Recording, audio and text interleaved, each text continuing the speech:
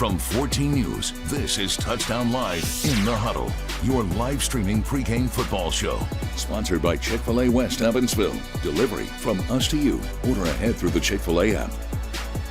Hey, everybody. Welcome into the show. This is Touchdown Live in the Huddle. Week 10, the place to be, if I do say so myself. My name is Max Barker. This fella beside me, Mitch Carter. We've got a fun show planned today, Mitch, don't we? We sure do. If you're new to the show, first off, welcome. Second off, on this show, we take you inside of your favorite high school football teams with interviews, feature stories, and breakdowns of some of the biggest games each week. You know what else we do, Mitch? Player of the week? Of course. Player of the week. Okay. All right. Well, let's do it. I know you're all itching to find out who is our Week 9 winner, but first, you need to wait just a little bit longer. I caught up with last week's winner, Mr. Two-time Player of the Week, Mr. Swiss Army Knife, Mr. Roland Barrett Jr. Check it out. Another week, another Player of the Week winner, and this is a guy we've seen before, isn't it? Roland Barrett Jr., your second-time winning Player of the Week. Congratulations, sir. Thank you. Well, it's again been 4 games since your last time winning, and aside from putting up more touchdowns than I can count on both hands, how has the season been going since we last talked? Oh, it's been going great. I'm glad we were able to come out with a 9-0 win season this year. Yeah, and in your performance that got you your second Player of the Week honor, you had 5 touchdowns, 224 rushing yards, but they're not just using you in the rushing game. You're obviously in the receiving game, but as recently as last week, you're in the passing game too. How do you view yourself as fitting in the offense? I'm just glad I'm that Swiss Army knife. You know, every team would want a player like that can do everything, so I'm just glad I'm built to do that. All right, what are you looking forward to? What's on the agenda here as sectionals get underway? As of right now, you know, we're 0-0. We just got to take one game at a time, focus on Boonville this week, and then hopefully get that win, move on to the next. Awesome. Thanks so much, Roland. Congrats again to Roland. He just keeps on tearing it up out there. He really is used everywhere in that offense. Super fun to watch. We like having him on the show. Absolutely. All right, now for the moment of truth. Time to reveal our Week 9 Player of the Week winner. Let's do it, Max. Great list to pick from for voters this week. Between the nominees, 21 touchdowns scored last Friday. Hats off to all the gents, but there can only be one. All right, the votes are tallied. It's electronic, don't worry. I thought about this last week. It's fun to imagine Mitch just hand counting the votes. Anyways, I digress. Our winner for Week 9 is Orion Curry. Boom, congratulations, the Raider product. Orion, you earned it. What a stat line here. Impressive indeed. 13 carries for 182 yards, 4 touchdowns. That was huge and a big help in Southridge's 49-17 win over Forest Park. That's right. We'll hear from Orion on next week's episode of In the Huddle. Once again, congratulations, young man. All right, coming up on In the Huddle, it's time for our Tri-State Insider segment. We'll reveal our game of the weekend. Mitch will tell you everything you need to know about the matchup. Sure will. Plus, our crew took a little trip to Tell City to meet the Terry twins. There they are, Noah and Landon. Hear from them right after this break.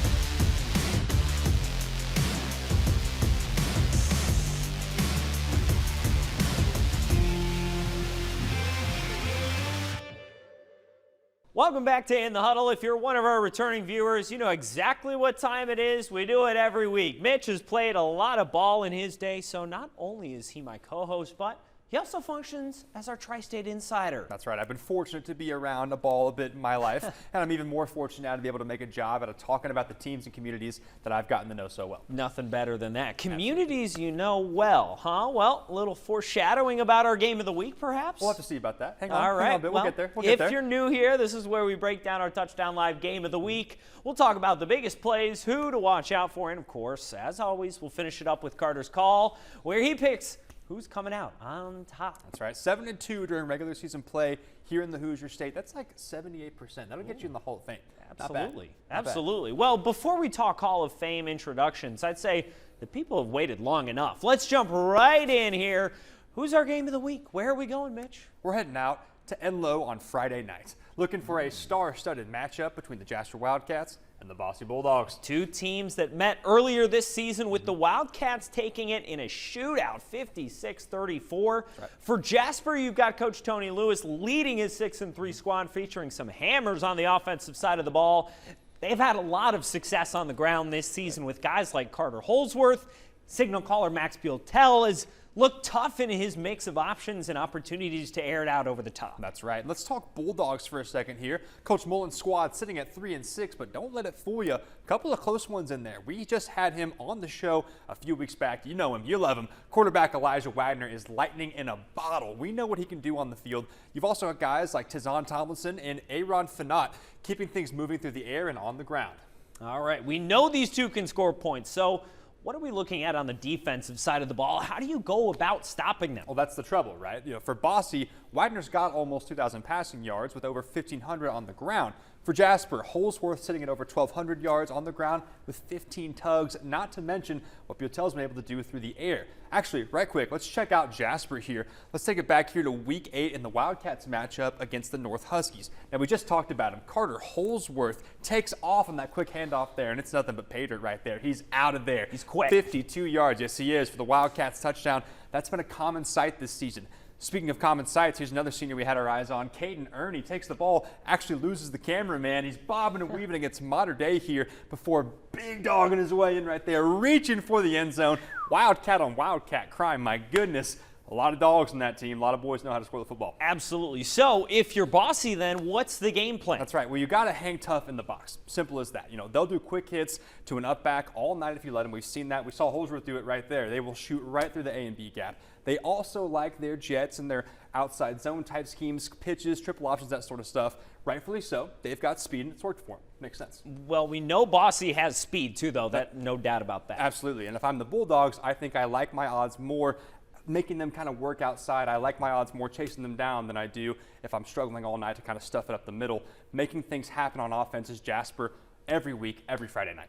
All right, well, here's Bosse in the second quarter with a 4th and short against Mater Dei. They turn to their dynamic quarterback, Elijah Wagner, keeping it himself. Tell me a little bit more about what he can do. Well, he's got nowhere to go there on the left side. Reverses field, loses our cameraman once again, and there he is on his way to the end zone. He likes to hang out there. He does that quite often. He can make it happen through the ground, on the air. It doesn't matter for him. Jasper contained that offense earlier in the season, but there's something to be said about them now having multiple weeks here to iron out the scheme and get more and more comfortable playing with one another. Absolutely. All right, Mitch. Well, we've seen our tape now. We've talked X's and O's. It's that time again. It's Carter's call. Who's it going to be, Mr. Carter? That's right, Max. Well, it's do or die right now. Every game leading up to this one, you could argue, was kind of just practice. In Indiana now, it's win or it's go home.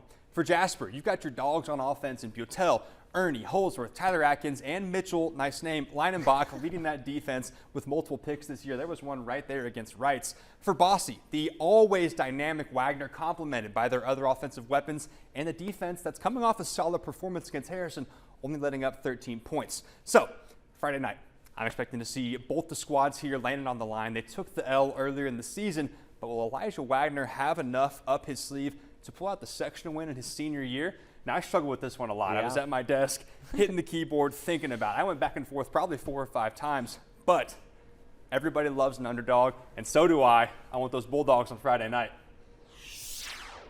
All right, well, now to a team that's really turned things around this season, the Tell City Marksmen. Yeah, Mitch, going from a 3-8 season last year to a 6-3 season this year is impressive, but the winning record isn't the only thing that stands out when the Marksmen play ball.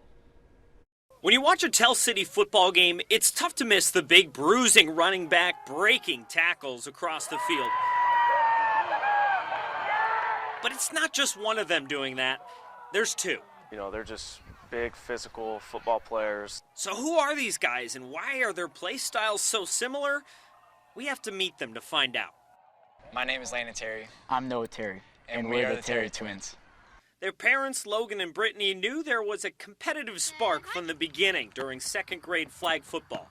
Their main goal was to beat each other. Not so much to beat the other team, but to get more yards than their brother, more points, better blocks. Whenever one does one, the other one knows I can do that too, and I can probably do it better. So then it's just back and forth.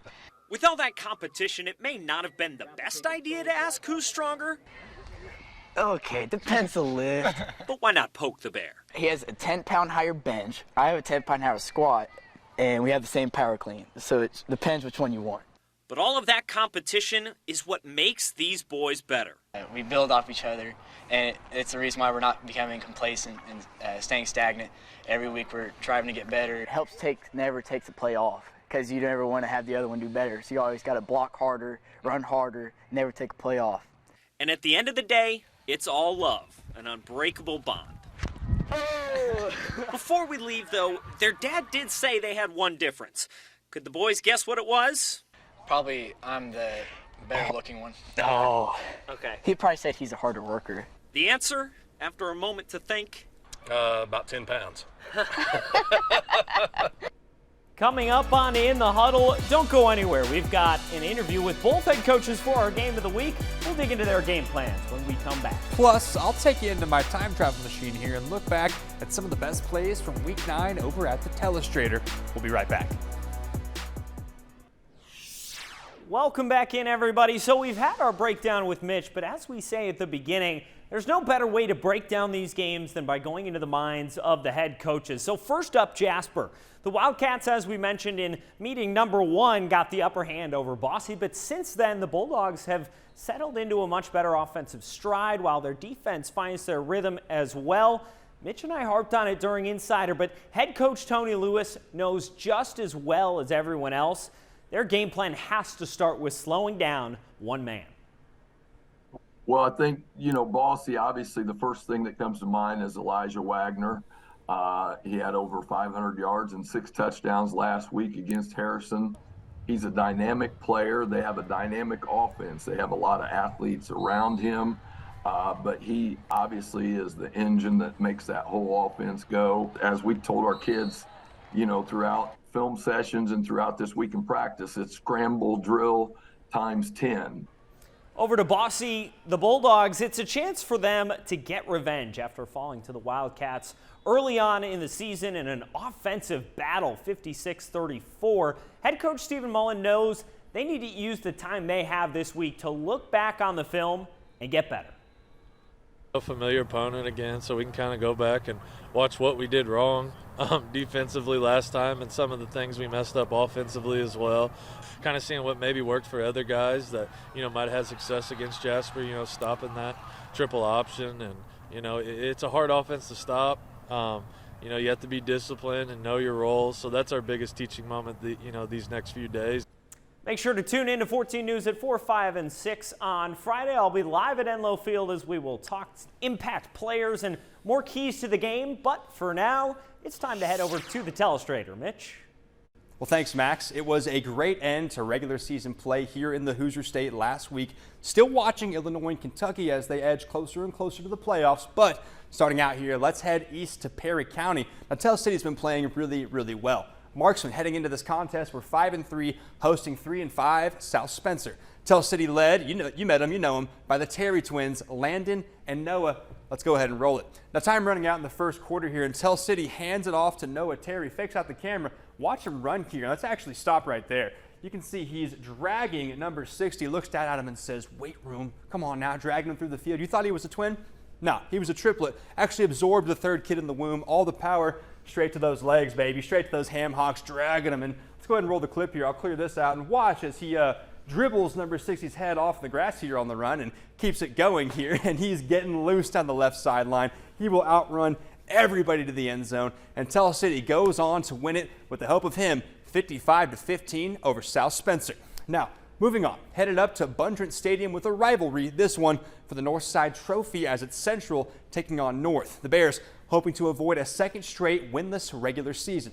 Let's go ahead and roll the tape here. Now we jump into the middle of the second quarter. Not good for the Bears, trailing 42-zip on 3rd and 2. Sam McKinney finds him right there. That's number 3. That's Cole McBride. But right here, McBride thinks it's sweet. He's got a nice little catch, nice little run he's got going on. Already broke a tackle, easy stat pattern.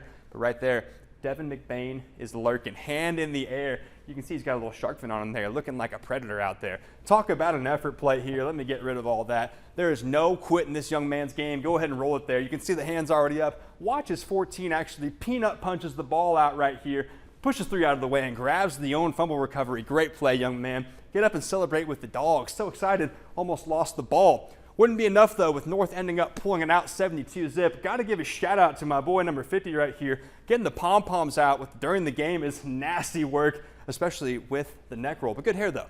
And last but not least, let's get right out to the Wrights Bowl with the big rivalry on the night. Westside Nut Club Trophy up for grabs with the modern-day Wildcats and Wrights Panthers looking to secure some hardware. Let's go ahead and roll the tape. Into the second now, and Davies pitches out wide to Vera, but stop right here. Now, Coach Brunson's got some tricks up his sleeve. One-on-one here, and backed by popular demand, we're going multiple choice. Starting off here, we've got A. Will he run it straight ahead? Oh, let me get an R going there. Run ahead. We've got B. Will he reverse the field? We've seen him do it. He's really dynamic. Good player out there, that Vera. Let me just get that finished up there. You think I'd write faster, but this telestrator, the finger versus pencil, tough deal. Or C, the one no one expects, will he throw it? And, I've not seen him throw a bunch in his career here, but we know he's an athlete. We know he can handle it. Let's go ahead and roll the clip here. If you guessed C, you were correct right there. Vera throws a pass of his own and finds Hayden Summers in the end zone for 6. Panthers end up converting on the extra point and jumping out ahead first, 7-0. Sick play there, and Wrights goes on to hang on, beating Modern Day and securing their undefeated season, 14-10. Next on In the Huddle, in the red zone time. Find out where Aaron Hancock was on the road this week and who he spoke with in the red zone. And we'll break down the schedules for the other games in our area as sectionals kick off right here in the Hoosier State and regular season play winds down in Illinois and Kentucky. Welcome back in, everybody, but don't get too comfortable. That's right. It's time to leave the huddle and go get in the red zone. We sent Aaron Hancock to go pick out a player, and whoever he chooses will have 60 seconds to see how many of Aaron's questions he can answer. Let's see who he picked. All right, hey guys, we're here with Ballsy's Aaron Fanote for our In the Red Zone segment. Hey Aaron, how you doing? I'm doing great today. How about you? Good, good. All right, well, let's get it going. What is your favorite pregame hype-up song? I have to say NBA Youngboy Green Dot. NBA Youngboy Green Dot. All right. What about your favorite pregame meal? Pregame meal, I have to say fish tacos from my mom. Shout out my mom, my auntie Janoris. Sounds really good. What about your favorite Coach Mullen quote? I don't know if it's appropriate to say. Let's go kick they butt. That's something you always say before the game. Screams it super loud. All right. How about who is the biggest team prankster here? I might have to go with myself, actually, honestly, or Tazan Tomlinson. Favorite NFL team? The Broncos, even though we're not the best since Peyton Manning left, but Broncos. All right. Favorite video game? 2K or Madden, either or. Okay. And favorite subject in school? Math. All right. Well, that will do it. Aaron, thanks for joining us. Thanks for having me. All right, guys. We'll send it back to you. Thanks so much, Aaron. Great stuff. Now it's time to take a look at some more games across the tri-state. It's time for sectionals here in the state of Indiana. While in Illinois, there's one more week to go. In Kentucky, 2 more weeks of regular season play. We start with the sectional games in town with Class 4A sectional 24 matchups. Bedford North Lawrence Stars coming to town to face the Harrison Warriors. This one is a great draw. The number 2 ranked team in Class 4A, the Wrights Panthers, host the Boonville Pioneers at the Wrights Bowl. This is a juicy one. Last year, it was Boonville who upset an undefeated Wrights team in the second week of the sectionals. Panthers looking for revenge. Next, Central hosting Memorial. The Bears try to avoid a second straight winless season. Meanwhile, the Memorial Tigers look to get back on track. Shifting gears to Class 2A, Sectional 40, we head to Tell City, where the Marksmen are hosting the Modern Day Wildcats. Over to Class 3A, Sectional 30, the winner of the Pocket Athletic Conference Big School Division, Gibson Southern hosts Mount Vernon. And right back to Class 2A, Sectional 40 action, North Posey travels to Perry Central. Both of those games kick off at 7. Mitch, plenty more games. Which ones tickle your fancy this week? You know, I've always got my eyes on a few. Always. Starting off here, let's head out to Raider Country with a 3A Sectional 32 matchup where Southridge is hosting the Corden Central Panthers. And then over to Kentucky, we're watching for a good matchup there between the Colonels of Christian County and check this out, the Colonels of Henderson County. They both kick off at 7 if you're looking to see some Colonel-on-Colonel violence there. Well, up next, we've got the Fort Campbell Falcons heading to Aces country with Owensboro Catholic looking to keep that undefeated season rolling. Also in Owensboro, the Red Devils taking the bus ride out to Madisonville looking to knock off the Maroons. Should be a good one there. Both those games kicking off at 7 o'clock.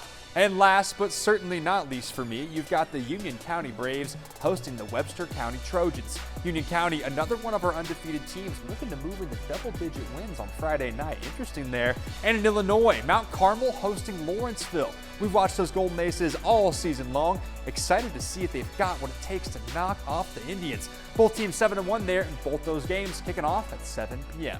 All right, thank you all so much for watching our Touchdown Live in the Huddle pregame show this week. We hope you enjoyed our in-depth look at some of the best football teams across the tri-state. We'll be back each Thursday night at 7 o'clock to preview teams in creative ways. As always, this would not have been possible without our entire production crew and marketing team. Thank you for all the work you've put in to make this whole thing happen. And for highlights of all your favorite games, be sure to join us back here for our Touchdown Live show every Friday night on our 14 Sports app at 10:35. And then, of course, we'll feature our express version on 14 News at 10. We'll see you there.